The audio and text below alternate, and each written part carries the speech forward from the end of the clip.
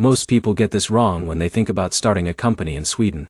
They assume it is just about registering a name and opening a bank account. But here's the truth no one tells you. Sweden has one of the most structured and digital business systems in the world. If you skip even one step or misunderstand the process, your registration can get delayed or rejected.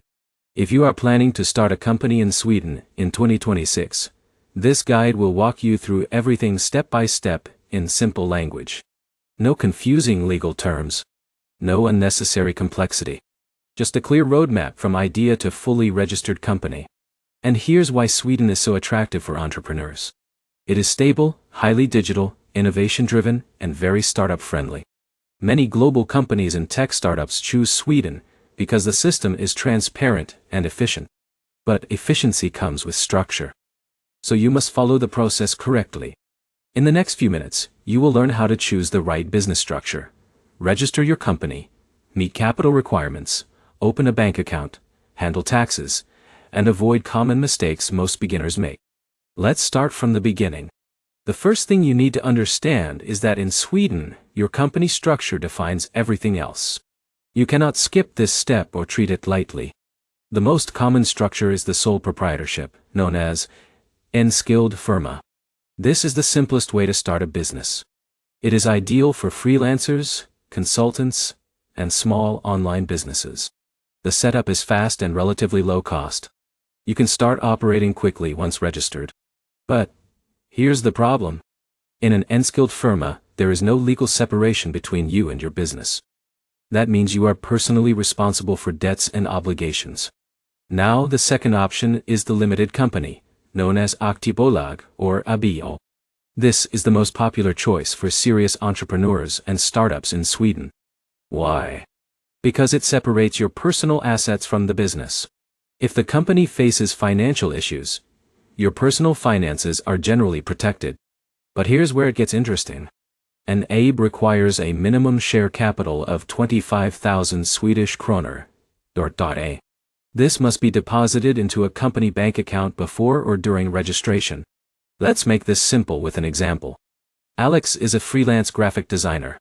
He chooses an enskild firma because he wants low cost and simplicity. Sarah is building a tech startup. She chooses an AB because she wants protection and long-term growth potential. Different goals, different structures. Now, before you register your company, you need to think about your business name. This sounds simple, but it is more important than most people realize. In Sweden, your company name must be unique and not confusingly similar to existing businesses. It must also comply with Swedish naming rules. Here's a mistake many beginners make. They choose an English name without checking how it is perceived in Sweden. Sometimes the name is already taken or legally restricted. So always check availability through the Swedish company's registration office, known as Bolagsverket. Now let's move to the registration process. In Sweden, most companies are registered through Bolagsverket. This is the official authority that handles company formation. If you are starting an enskild firma, the process is simple. You register online through the Swedish tax agency, known as Skatteverket, in many cases. Once approved, you can start operating quickly. But if you are forming an aktiebolag, the process is more structured. First, you prepare your company documents. This includes your company statutes, ownership structure, and share capital details. Second, you deposit the required share capital into a bank account. The bank issues a certificate confirming the deposit. Third, you submit your application to Bolagsverket. This includes all legal documents and proof of capital. Once approved, your company becomes a legal entity and receives its registration number. Now here's something important most beginners miss. Sweden is highly digital. Most of the process can be done online. But accuracy is critical. Even small mistakes in documentation can delay approval. Now let's talk about taxes, because this is where things become essential. In Sweden, taxes are handled mainly by Skatteverket, the Swedish tax agency. There are several types of taxes businesses deal with. The most important is corporate tax. For limited companies, profits are taxed at a flat corporate rate. You also have VAT, known as moms, in Sweden. If your business sells goods or services above a certain threshold, you must register for VAT. Here's where many beginners get confused. VAT registration is not optional once you cross the threshold. It becomes a legal requirement. Let's take an example. John starts an online consulting business. In the beginning, he has no revenue. But once he starts earning consistently, he must register for VAT and file returns regularly. Even if revenue is zero in a period, filings may still be required. Now let's move to business banking. To operate a company in Sweden, especially an AB, you need a business bank account. This is required to manage capital, transactions, and financial reporting. Here's the challenge. Swedish banks are strict about compliance. They will ask detailed questions about your business model, customers, and expected transactions. This is not personal. It is part of strict financial regulations. Here's a practical tip. Prepare a clear and simple explanation of your business before approaching the bank. Explain what you do, who your customers are, and how you generate revenue. Now let's talk about foreign entrepreneurs. One of the most common questions is whether foreigners can start a company in Sweden. The answer is yes. You can register a company even if you are not a Swedish citizen. However, residency rules are separate from company registration. If you are from the EU or EA, the process is much simpler. You can generally live and work in Sweden without major restrictions. If you are from outside the EU, you may need a residence permit or work permit depending on your situation. Here's where most people fail. They assume company registration automatically gives them the right to live in Sweden. That is not true. Business registration and immigration are separate systems. Now let's talk about costs. Starting an Enskilda firma is very low cost. In many cases, registration is free or minimal. An aktiebolag is more expensive because of the capital requirement of 25,000 SEK and possible registration fees. You may also need accounting services, especially for AB companies, because financial reporting requirements are stricter.